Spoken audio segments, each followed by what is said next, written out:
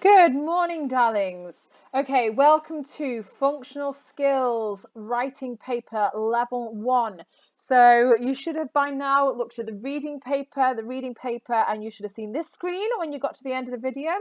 And now we are going to look at the writing paper. Now, before we start, the people who've done this before have struggled because they haven't been willing to use their imaginations and put themselves into hypothetical situations. When they've been presented with these particular questions, they've gone, well, that doesn't happen to me because I don't do that.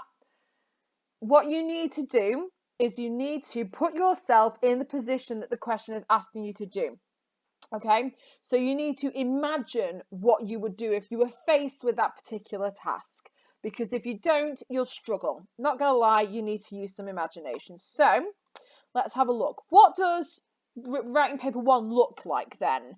There is no insert like you had with the reading paper. All the questions and information come inside the booklet, and it looks like this.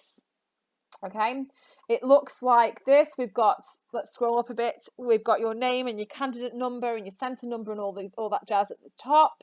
We've got what it is that you're doing, which component it is. The time allowed is 1 hour, the same as usual, the same as for the reading one. And you'll notice there are just 2 questions. So that is what, half an hour each? Okay, so it says answer both questions, answer all the questions in the spaces provided. And number 1 says this, and we will go through this, so I'm not going to dwell on too much, but then you get to plan your answer for a little bit, and then you write the notice in the space below.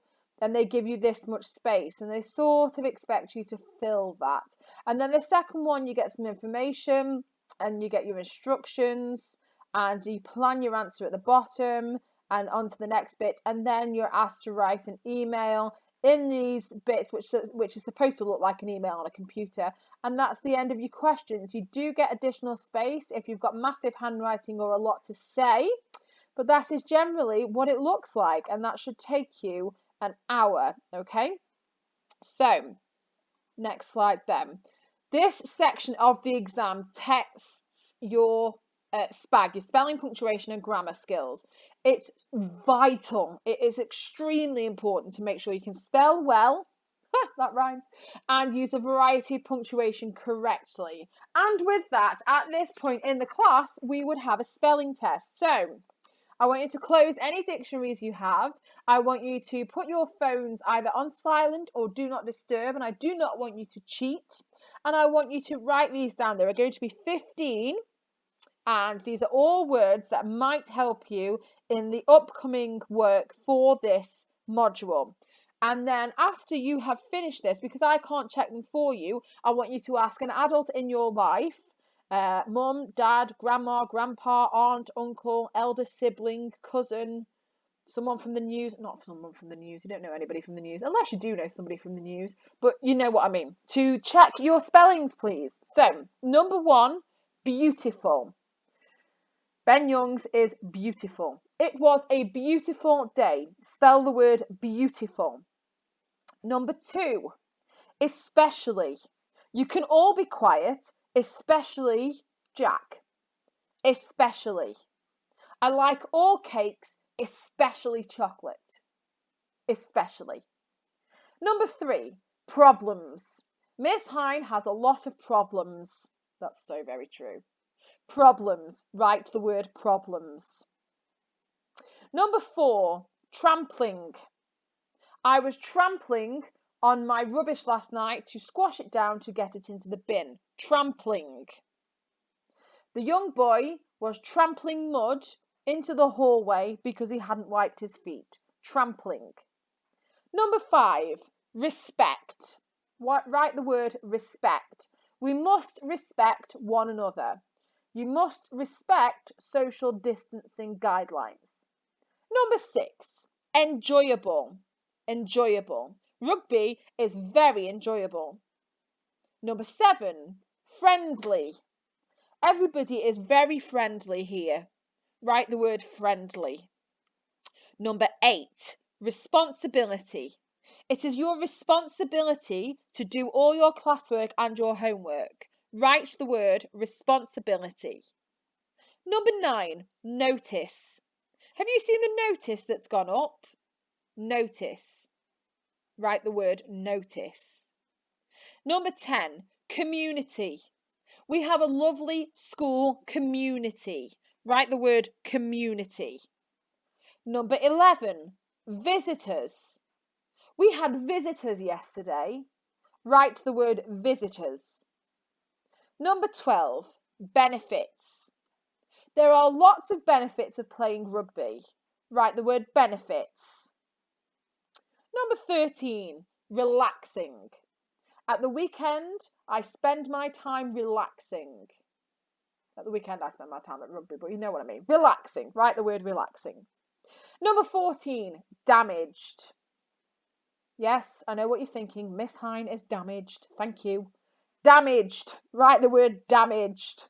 I damaged my phone when I dropped it in the toilet. Damaged. Number 15, last one, family. I like to spend time with my family. Write the word family. Okay, and that's your spelling test. So number 1, beautiful. Number 2, especially. Number 3, problems. Number 4, trampling. Number 5, respect. Number 6, enjoyable. Number 7, friendly. Number 8, responsibility. Number 9, notice. Number 10, community. Number 11, visitors. Number 12, benefits. Number 13, relaxing. Number 14, damaged. Number 15, family. If you can get somebody to check those for you, because it is important that you spell them correctly, because you'll probably need quite a few of them in the upcoming work, do that now, please. So go ahead and pause the video and ask an adult to check for you. If you've got them all right, give yourself a pat on the back and have an extra Kit Kat. And Dee from Baker says congratulations. I'm sure you can hear him in the background. If you haven't got them all right, now is the time to learn them. You'll probably need these for GCSE as well as your functional skills. Okay? Right then, so your task then. Why do we have rules? What are the benefits? So I want you to think carefully about this, and it's not just because teachers like bossing people about. So we need to think about why we have rules in the school or in society, and I want you to list 5 benefits, 5 good points about having rules in a school or a society, please, in your book. We would do them here ordinarily in class. We will go through them as a class, but I want you to think about these and put them in your book, please. Let's do that now. So go ahead and pause the video and you can do that now. Okay, marvelous. Right, so I want you to think about, and this is difficult, so it might take you a while, so you might need to pause the video. And Dee from Baker agrees. I'm sure you can hear him in the background. I'm so sorry. Ignore the wolf. He thinks he's, important. Create your own perfect society. So ordinarily you do this in groups in class where 2 or 3 of you would design a society which you agree would be perfect. So you'd think how your society would be ruled, what people would be allowed to do or not to do, perhaps where it's based, maybe what kind of environment you'd want. I just want like a spider diagram or a list or some ideas, please. And it's especially important for these 2 to be met, these 2 success criteria here, these 2 criteria to be met, please. So I want you to think about that very carefully. And even if you want a bit of a stretch and challenge, you can think about why those things are necessary in your society. You might find that a lot of your rules are the same as what people will and will not be allowed to do, are the same as we have now. You might find some of them are different, but you have to think about the repercussions of that. So go ahead and pause and do this task, and when you come back, we'll move on to the next slide. Okay, right, so question 1 then. Question 1 on the, there we go, question 1 on the paper says, you are a member of the Clinton Park Support Group and received the following invitation. We need your help, it says. We all love our beautiful park, but recently there have been problems with litter, especially in the picnic area. Also, people are taking shortcuts across the flower beds and are trampling on the plants. People have told us that the park is not as enjoyable as it used to be. We need to look at how we can make sure that everyone who uses the park does so responsibly so that we can all continue to enjoy it. We want to put up a short notice at the park gates. So your task then for 6 marks and 3 of plus 3, so 9 altogether, which will be for spelling, you have to write the notice for the park gates. This notice should include, it should have an introduction, setting out what the problems are, give some helpful rules for people to follow, be easy to read, and be approximately 80 to 120 words. You need to plan your answer, you need to use correct spelling, punctuation, and grammar, and you need to write clearly and effectively. Okay, so no more than 120 words. Why no more than that? Because people won't stop to read it if it's at the beginning of a park, at the entrance to a park. So your first task then is to decide what rules does the park need to keep it clean and tidy. So you need to decide that now and write them down, and next plan how you want to lay out your answer, and we'll do that on the next slide. Okay, so what rules do we need in the park to keep it clean and tidy? This is your key thing that you've got to do on this slide. So go ahead and do that, and then so you can pause the video and do that, and then we'll be on the next slide. Okay, so we've got a task up here. You would obviously, if we were in lesson, you guys would come up and drag this and order the boxes. So I'm going to just move these across and what have you. Right, so we've got, in this box, we've got summarize the problems which have occurred. This box, we've got call attention to the readers, make sure your language is audience appropriate. And then we've got write a list of the rules to be followed, perhaps even offer consequences for breaking them. And Miss Hine can't spell, she was over adventurous with the E there. So, write a list of rules to be followed, perhaps even offer consequences for breaking them. Right, so what do we need to do first? Do we need to summarise the problems? Well, no, because what's the point in that if we haven't called attention to our readers first? We've got to grab their attention first, haven't we? Before we can start telling them what's happened. So we need to call attention to their readers. So we need to think, you guys need to think of something to grab the people's attention as they walk into the park, okay? So next we've got a choice between writing a list of the rules to be followed and consequences for breaking them, or summarising the problems. Well, it's pointless putting in a list of rules before we tell people why we're doing it, I suppose, is it? Would you agree with that? So we could say, we could summarise the list of things that we found here in our note. So we could summarise them, which doesn't mean copying them out. It means giving like a brief account of them, like a summary, like just this has happened, this has happened. We don't need all the details, we just need a brief overview. And then we should have the rules. We should leave them thinking about what they can and can't do, because if they thought about what they can and can't do before they thought about why they can't do it, perhaps the rules wouldn't stick in their head quite so much. If you are leaving them with rules and consequences, perhaps this is a better idea. So if it were me, this is what I might think about, how to lay out my notice at the start of the park. Okay, if you want to grab this down for revision, please feel free to do so. You can pause the video, you can grab this down in your books, and then we can go on to the next slide. Okay, so now what you need to do then is to actually write your notice. Now you can type this up on the computer and put it into the submissions folder, or you can put it into your book, take a photo and email it to me. I've put here what a nice park might look like here, what you want ideally in your park, versus what a park with litter and other issues might look like. Which one do you want to spend your time in? You want to spend your time in the top one.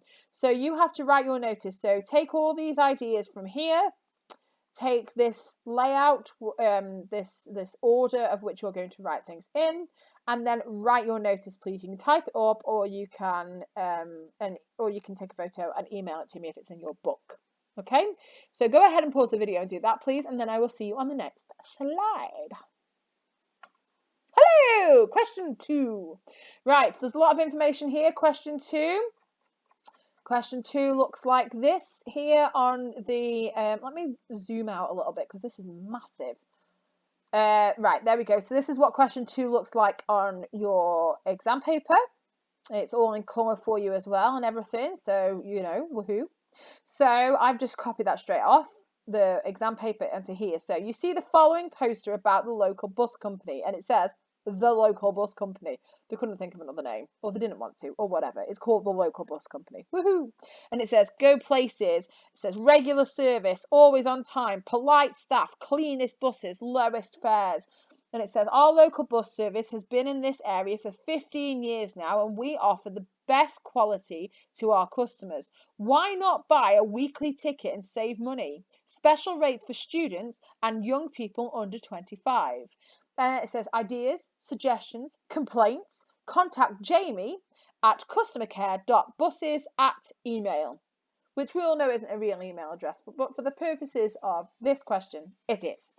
And it says, you have used the local bus company but are not happy with their service.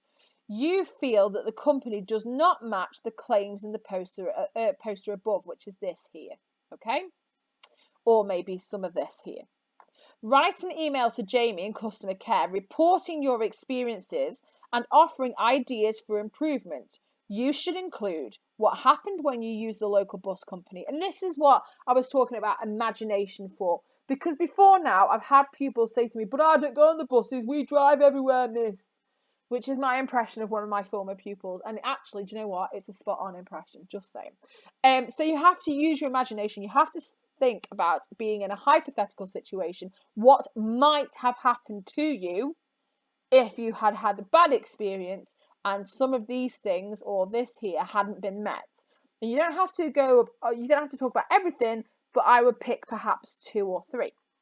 Okay, so what happened when you used the local bus company, what your feelings were, and please don't swear when you discuss your feelings. You won't get any marks, you probably lose some, and what you want the local bus company to do.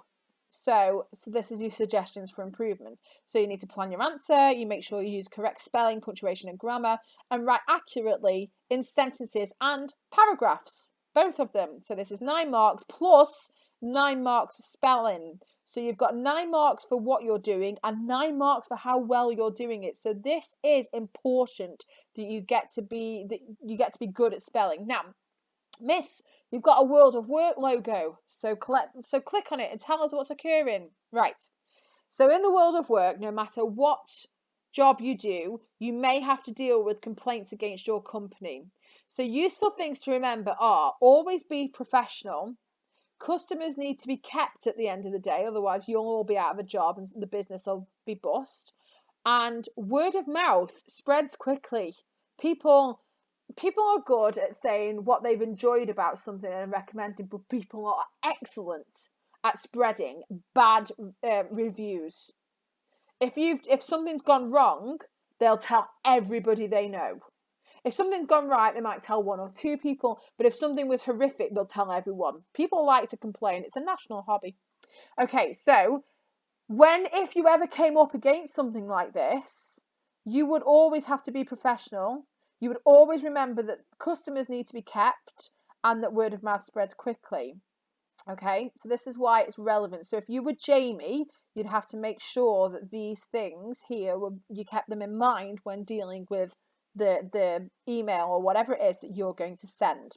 Okay, right, so think about then and write down what experience you could have had on the bus, which is not what the poster claims. So you can pause the video and go ahead and do that now.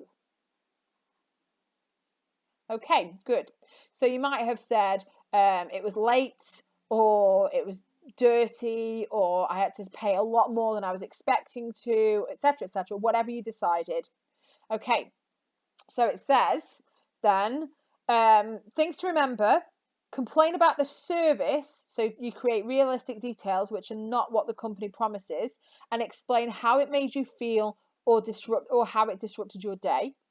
Be polite in your complaint. Nobody's going to listen to you if you call names or try to bully the company. They'll just ignore you. This is a life lesson as well.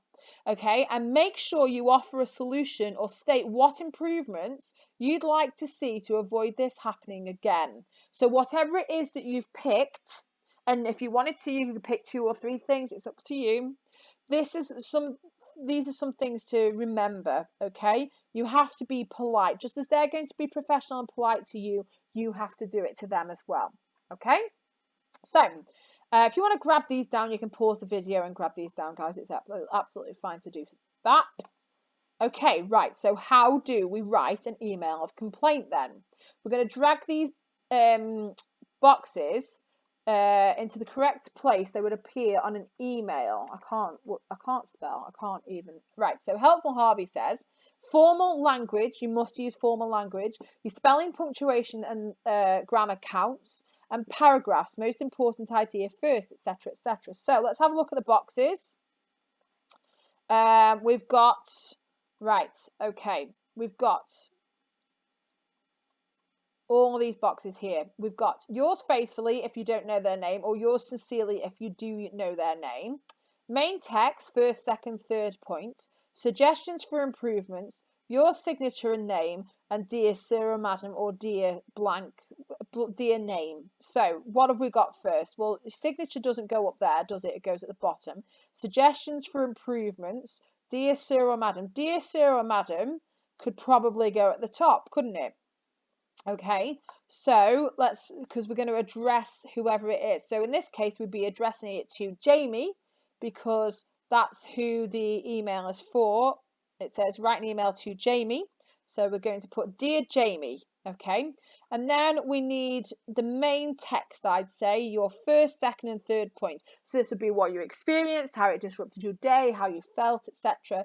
Then what are we going to put then? We're going to put suggestions for improvements underneath, aren't we? So guys, if you want to grab this down while I'm talking, that's absolutely fine to do so. And then we've got signature and name, or yours faithfully. So we want yours faithfully or yours sincerely, because our signature or name goes at the bottom. And I've put signature here because sometimes you have an electronic signature. If you haven't, you'll just put your name on an email. So yours faithfully if you don't know their name. So if this was dear sir or madam, we'd have yours faithfully. Because it's dear Jamie, we put yours sincerely. Okay? And then we put your name underneath an electronic signature if you've got one. So now I want to ask you, because I want you to be very clear on this, what are the differences between the letter and between a letter and an email, and why might this be? So let's have a look at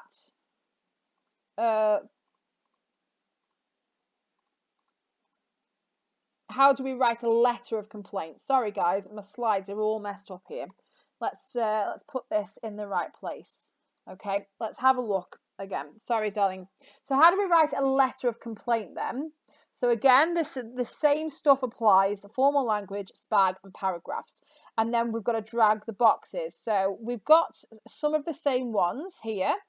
We know that this goes under that, we know that that goes there, and we know that, oh, right, okay, well, we've got an extra box here, and we've got an extra box there, and we've got an extra box there. We've got 3 extra boxes for the letters. So what do we need?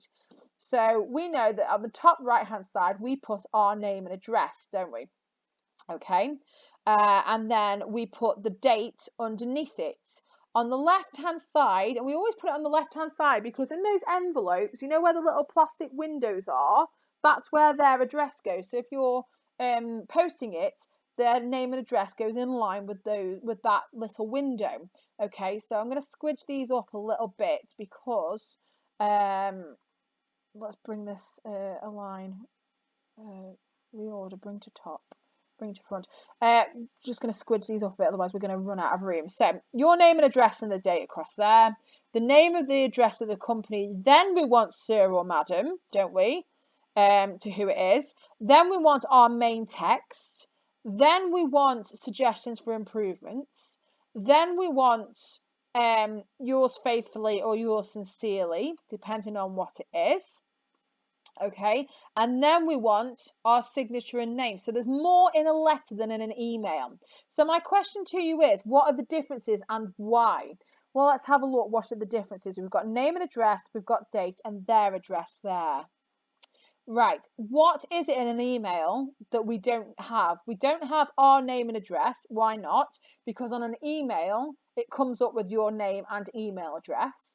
We don't have the date box because why not? The email does it automatically for us. And we don't have the name and address of the company. Why not? Because we're emailing Jamie at this address here. So we don't need their actual physical address, do we? Okay, so the idea is that I'm telling you to look at this because at GCSE you might be asked to write a letter. You might be asked to write a letter for functional skills as well, and I want you to be aware of the differences, please. Okay, so now what we need to do then is we need to write the email of complaint to the bus company. Okay, we've got the email there. You need to put in a relevant subject and then you need to write your email of complaint. So you can go back to this screen, make sure you're looking at these things. If you want to grab these two down and put email and letter over the top of them, this is an email, this is a letter. You're going to be focusing on this one for this task, then please do so. Okay, let's go back to this then. So write your email of complaint to the bus company now. You can go ahead and pause the video and write your email. When you've done this, as per usual, you can either type it up and submit it into the submissions folder, or you can put it into your books, take a photo of it and email it to me, please. Okay.